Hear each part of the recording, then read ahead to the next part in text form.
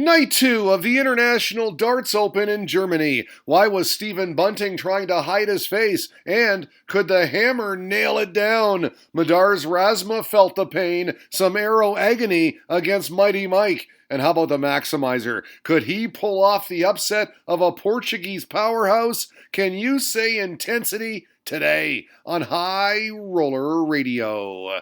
Yes, we rock on with the Euro Tour in Riesa. Saturday night, it's all right by me, baby. Both Max Hopp and Gabriel Clemens set for action. Their compatriot, Franz Roche, scored a huge upset in the afternoon, KO'd former world champ Rob Cross, and did so convincingly. Franz the man's and loved by the German fans. Also earlier today, Joe Cullen put the boots to Robert Marjanovic 6-1 and then issued a stern message to darts fans worldwide regarding his good pal Jamie Lewis, who is struggling both on and off the oche. Online abuse is not good, he said. He needs all the support we can give him. Jamie is a really good guy. And I love this tweet from Derek Burke. Some people on this, and by this he meant Twitter, live a sad existence, he said. You could see how Jamie was struggling.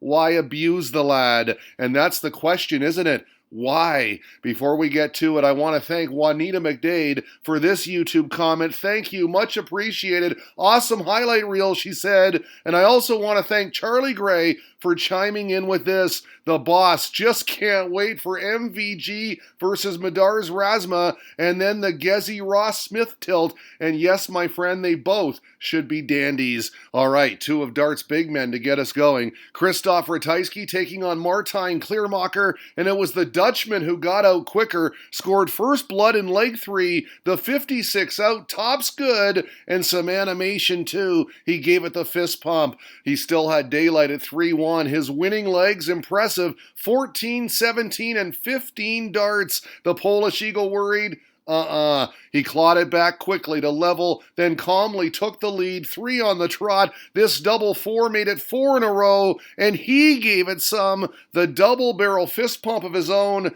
classic Ratajski. He closed the door from there, 6-4 the final. Martijn's playing very well the last couple of weeks, he said. I'm very happy that I could take advantage. The Eagle continues the hunt, tweeted Dave O'Toole, watching and waiting. Here's an interesting question. The stronger steel, a hammer or a bullet? Andy Hamilton sharing the stage with Stephen Bunting, match number 2. Now Hamilton fell behind early, but this double 16 kept him close. A break for 3-2, and I love seeing this, the big scream. Vintage hammer. And then when he leveled at 3, we got another one. He was all fired up. It got to 4-4, then 5-5 from there, thanks in large part to back-to-back 180s in the 10th leg, no 9. But the hammer did force a shootout where we had some drama, wayward bullets, multiple mismatched darts from Bunting, and he was distraught, covered his face in disgust,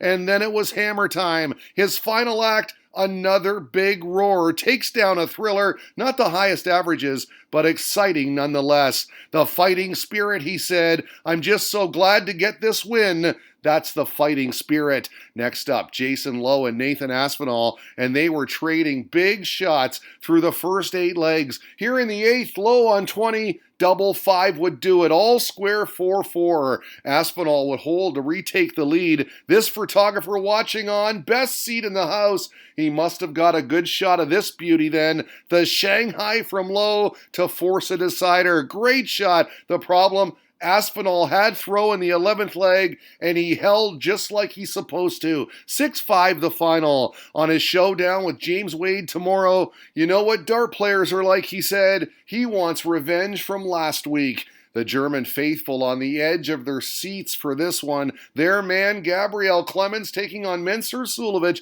and emerging through a fog of smoke, hoping to throw some mist on the gentle, but the Austrian was having none of it. He slowed things down as usual, then pinned double 7 to consolidate a break, had a 3-1 lead, and these two, well, they went to the tennis and a darts match broke out. Mensur just kept applying the pressure, gave it the stare here after making it 4-2, a lead he pushed to 5-2. But hold on, Gaga brought it back with darts like these. That's incredible stacking right there. Tetris darts set at the Red Bit 180. The Red Bit knows a thing or two about maximums.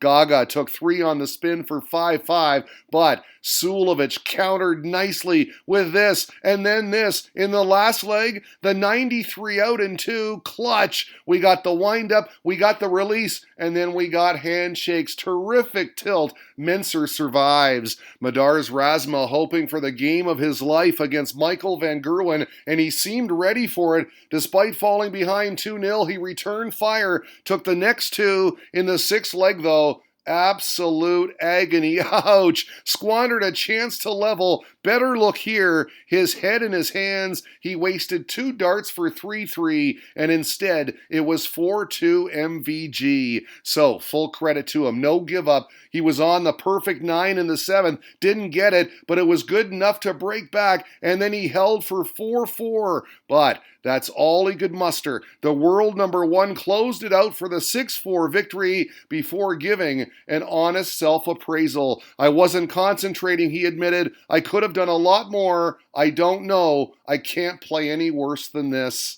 Gerwyn Price raced out to a 4-0 lead on Ross Smith.